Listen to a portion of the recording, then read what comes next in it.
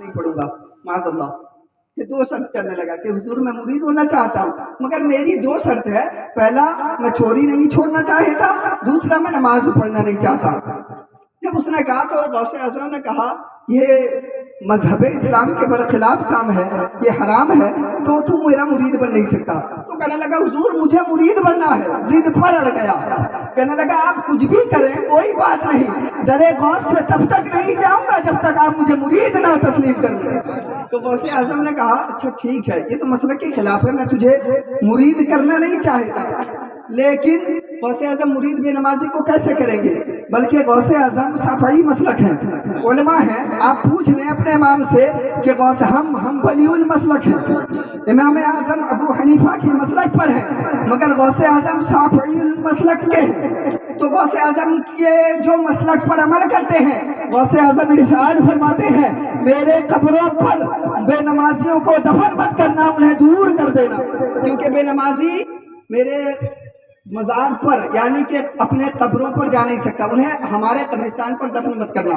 تو غوث اعظم کیسے بے نمازی کو مرید بناتے؟ تو غوث اعظم نے کہا ٹھیک ہے کوئی بات نہیں, اگر تیری دو شرطیں ہیں میری ایک شرطوں کو مان لینا, جب ان شرطوں پر کھرا اتر جائے گا میں تجھے اپنا مرید بنا لوں گا.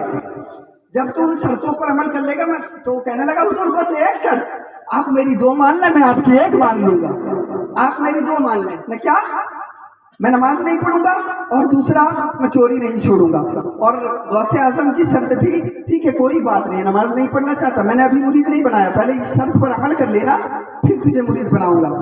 غوث اعظم ابھی مرید نہیں بنائے, ورنہ لوگ کہیں گے بے نمازی کو میرے غوث نے مرید بنا لیا.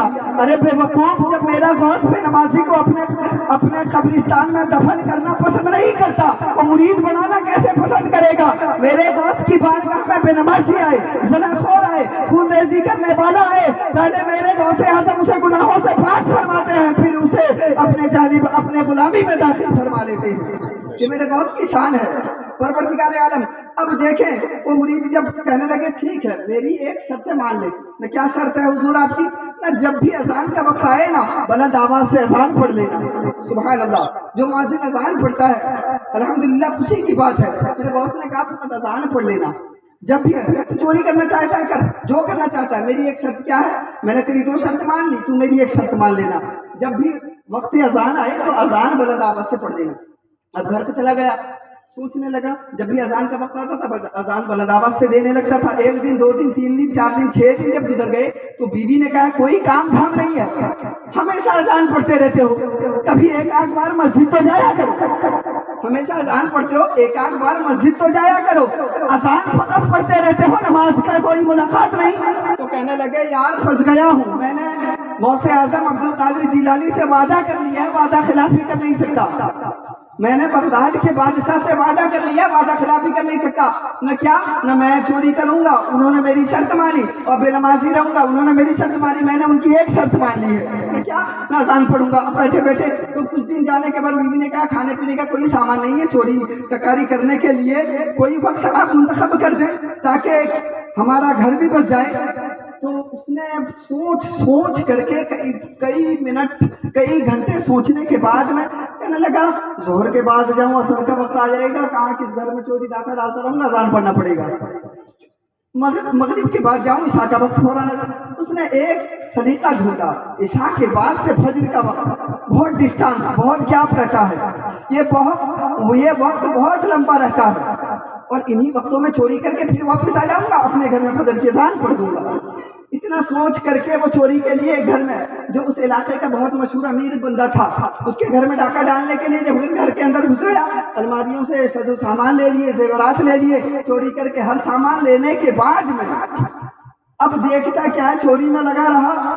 بندہ جب برا کام کرتا ہے نا وقت کا پتہ نہیں چلتا. جب مسجد میں جاتا ہے 2 منٹ اگر امام نے فقط آیتیں زیادہ پڑھ لی تو فوراً اٹھ کر کہتا حضور آپ نے بہت لمبی لمبی قراتیں کر دی ہے, فقط تھوڑا چھوڑ کر دیا کرے تاکہ مجھے اطمینان سے نماز پڑھنے. ارے بے وقوف, جب بازار میں گھومتا ہے وقت کا پتہ نہیں چلتا, اللہ کے گھر میں وقت کا خیال کرتا ہے.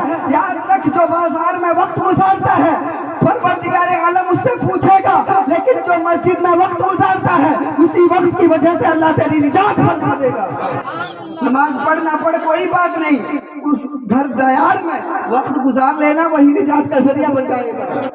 तो वो बंदा चोरी करने का वक्त निकाल दिया। वक्त निकलने के बाद अब देखता क्या है कि वक्त अजान हो गया, फौरन सजो सामान को छोड़ा, डाइनिंग हॉल में सजो सामान को छोड़ करके फौरन बुलंद आवाज से अजान पढ़ने लगा। सुभान अल्लाह। अब देखें उसका मकाम मेरे गौस कैसा बुलंद कर रहे हैं, किस अंदाज में उसके मकाम को बुलंद कर रहे हैं।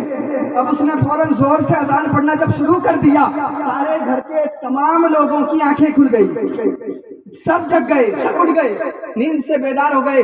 बेदार होकर के अब ये बंदा देखा सब उठ गए, ये भी चुपचाप से वजू करने चला गया। सुभान अल्लाह। इसने देखा कि सब लोग आ गए हैं, चलो वजू करता रहूं ताकि लोग सोचे इन्हीं का घर का कोई फर्द है जो वजू में लगा हुआ है, ताकि मेरी जान बच जाएगी। जैसे देखूंगा कोई बंदा नहीं है तो उपचा पकड़ करके इधर से निकल जाऊंगा, ये सोच करके वजू करने लगा। जब वजू करके आ गया, देख रहा है सब इर्द गिर्द घूम रहे, तो उसने सुन्नत की करके खड़ा हो गया, पर कह करके खड़ा हो गया। अब जब 2 रकात सुन्नत मुअक्कदा खत्म ही हुए थे कि इतने में देखता है पीछे घर के सारे मेंबर हजरात मौजूद हैं, सारे लोग मौजूद हैं, पीछे बैठे हुए हैं। वो सोचता है अगर सामान उठाऊंगा तो लोग मुझे पटक पटक करके यहीं फाड़ देंगे। तो बंदे ने खड़ा होकर के कहने लगा आखिरकार माजरा क्या है, इतने लोग जमा सब लगा करके खड़े हो गए। कहने लगे हुजूर हम तकबीर दे रहे हैं,